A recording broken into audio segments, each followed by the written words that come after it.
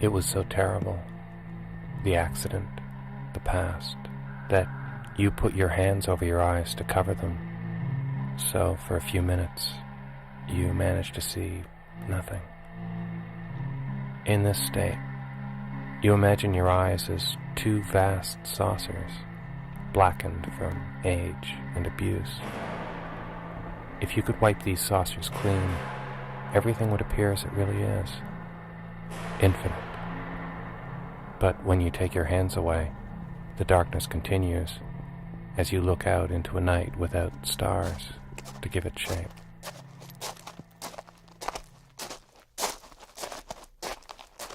There was another who walked this way, not in search of a world without eyes, but a room without sound or speech, a place in music they call the rest. As a composer, this state of silence would obsess him until a letter from Nassau carried an invitation to visit their headquarters in Houston. In 1965, John Cage traveled south to enter an anechoic chamber, a small room scientists assured him was absolutely without sound. While NASA officials closed the door behind him, Cage patiently waited for nothing to happen. But after a time, he could make out the low, unmistakable sound of a running stream or water running through the plumbing, accompanied by the regular beat of a drum. Startled, he realized that with no outside sound to distract him, he was listening for the first time to his own heartbeat, and the rush of water was his own blood, circulating the oldest of memories, the impossibility of silence. Outside it is still dark, and you can't help feeling you've come this way before, and then you remember where it was, in the dark soup of your beginnings, the womb of your mother.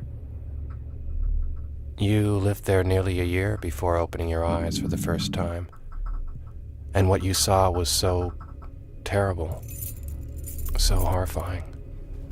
You've pushed it from memory forever. Lying crouched inside the dark of your mother, listening to the throb of her speech, most of your family agrees it was probably the last time the two of you really got along. Was it because of that first painful lesson that in order to create, something had to be cut out?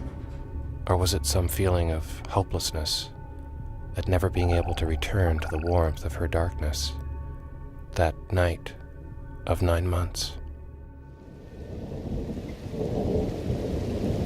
I've been loving you too long. Shit, it started raining. Not just raining, but really pouring. You take shelter thinking of Noah tending the first zoo. Legend has it that everything there existed in Paris, except its keeper. You hear a voice from the stoop and follow it until you find yourself here, in the long, dark night of the Canadian cinema, waiting for an image of home.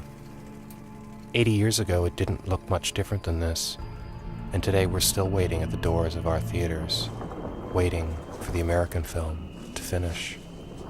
The American cinema began without sound, but the Canadian cinema began without images. How many times will we be made to relive the Vietnam War, or Watergate, or American comic book stars, or American gangsters, or American love? And after all this time in the dark, when it finally appears, the Canadian cinema, will we recognize it as our own?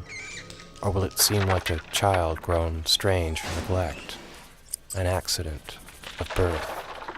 Having cut ourselves to fit an American mirror, when we finally turn to face our own, is there any way we could see ourselves except as monsters?